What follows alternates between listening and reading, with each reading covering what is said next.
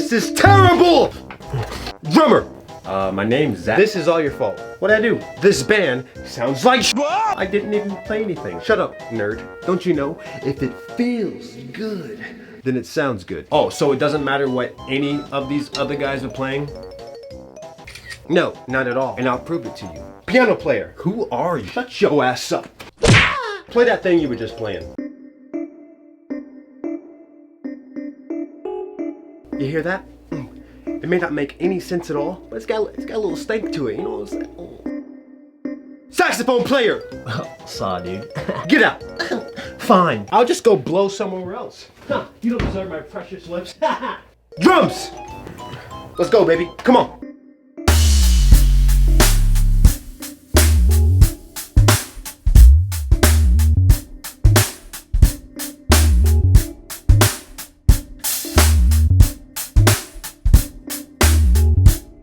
Thank you, Skillshare, for sponsoring today's video. Yeah! Hi guys, I'm sorry for the cringe intro skit. I just wanted to use that somewhere at some point. So I get this question a lot from students and DMs on Instagram. How do I improve my feel, my F-E-E-L, my groove? And we've all heard it before. You either got it or you don't got it. Man, get out of here. I don't necessarily agree with that, and I think it all comes down to one simple thing.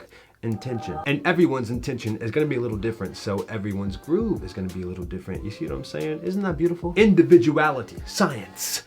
Let me tell you a story. When I was just a small boy, I was chilling at my grandparents' house out in Noonan, Georgia, and I was playing on the piano in the living room. I was just messing around. I was like, bloop, bloop, bloop, bloop, bloop, kind of like what I do now. And my grandfather, killing bass player by the way, rest in peace. He comes up, he sits right next to me on the piano bench, and he plays one simple note.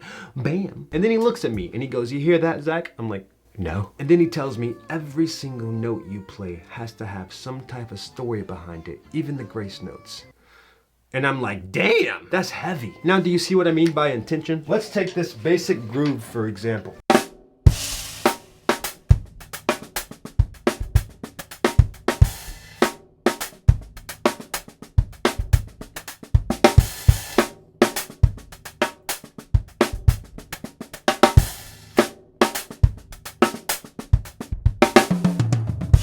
You see how it doesn't sound that good? Like, it could sound a lot better. I'm just going through the motion, my head's down, like, what the fuck am I looking at? Now, what if I looked at you dead in the eyes and I was just communicating with you while playing the groove, guiding you through what I was feeling that day? Like, you hear that? I had a real good day today, man. I had a big cheesy omelet for breakfast, but cheese gives me gas, so I'm gonna play a huge one right here. You ready? 3, 4. You know what I'm saying? You hear those ghost notes? Oh, you don't, because they're gone. Just like my granddad.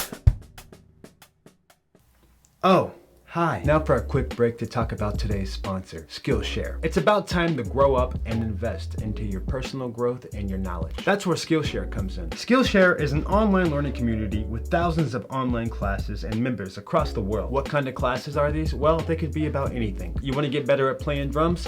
There's a class for that. You want to get better at recording videos? There's a class for that. You want to get better at playing Fortnite? Yes, there is a class for that. I've actually been using Skillshare to go back and fix some of the bad habits I've developed on the piano with the lovely instructor, lulz.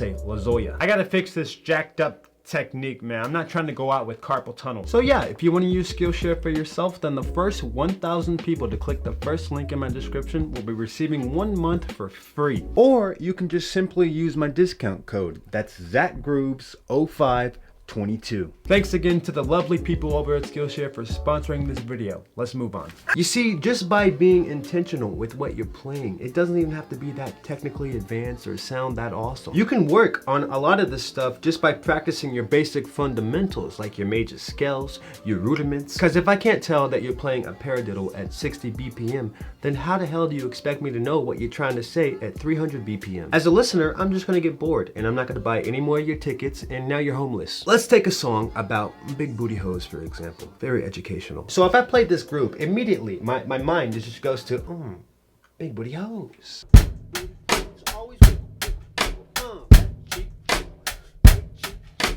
Big booty hoes always wiggle, wiggle.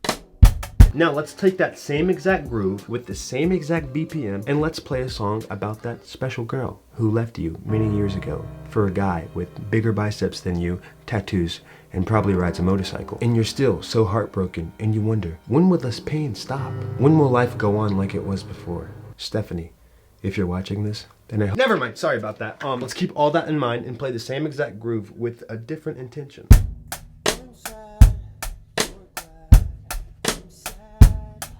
Tonight. Heartbroken. You see how I didn't lay into the hi-hat as much because I was sad, you know? I just want this little sensitive bounce thing happening with the tip of my stick. It's very human of me. I don't know, guys, I'm just a drummer. I just think that instead of trying to learn how to play giant steps at 420 beats per minute, we all need to start asking ourselves, what does this song actually mean? Your intentions for playing for the song. I think it really translates well to the listener, the audience. For example, if the audience sees you having a great time up there with your mates, then they're probably gonna have a good time too. Or if they see you up there on the bandstand just hurting, man, you're pouring your heart out through music about Stefan, about that special someone that got away. They're gonna be hurting there right with you, man. It's an uplifting experience. But if all your intention is there and if it feels really good, then does that mean it'll sound good? Look, I'm not a scientist, but I think as long as everybody on the bandstand is on the same page harmonically and everyone's playing with similar intention for the song. Like, you don't want the bass player playing a song about his wife leaving him while the rest of the band is playing Jingle Bells. I think as long as that's happening, you don't have to go through years of music school or have super technical chops to make a crowd feel good. Thanks for watching. Love you guys. I'll see you on the next one.